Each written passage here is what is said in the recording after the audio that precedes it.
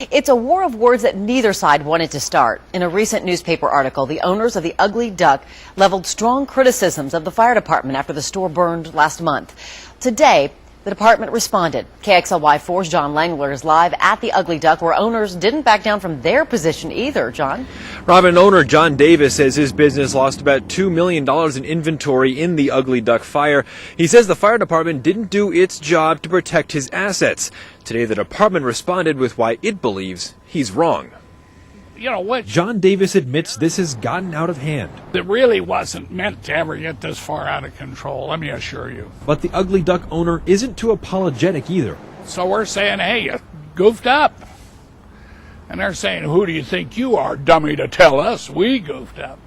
You know, we have $2 million that says it goofed up. He claims firefighters responded slowly. They say 7 minutes. Have the wrong idea of where it started. They say in a back alley. And didn't do enough to save his store. $7,000, $8,000 doors, some of those doors.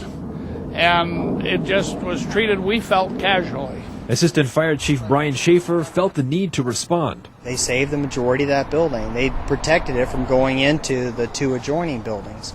That building was not worth losing a firefighter in. He cited the downed power lines, the ruptured gas line, fire code violations, and the high amount of combustible material inside. In this case, I think we all did, collectively as a fire department, everything that we possibly could to limit the damage to that gentleman's building. Agree to disagree. We're going to the mat and arguing over who did what and who didn't do. Who cares?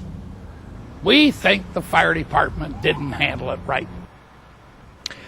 Davis says that if this war of words continues, he'll simply shut his business down.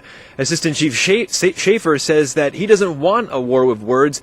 That's not what the department does. They don't get into fights like this. It's not what they're about. And in fact, Schaefer hopes that if someone in the public knows anything about how the fire started, they'll contact the fire department. Live in West Central Spokane, John Langeler, KXLY4 HD News.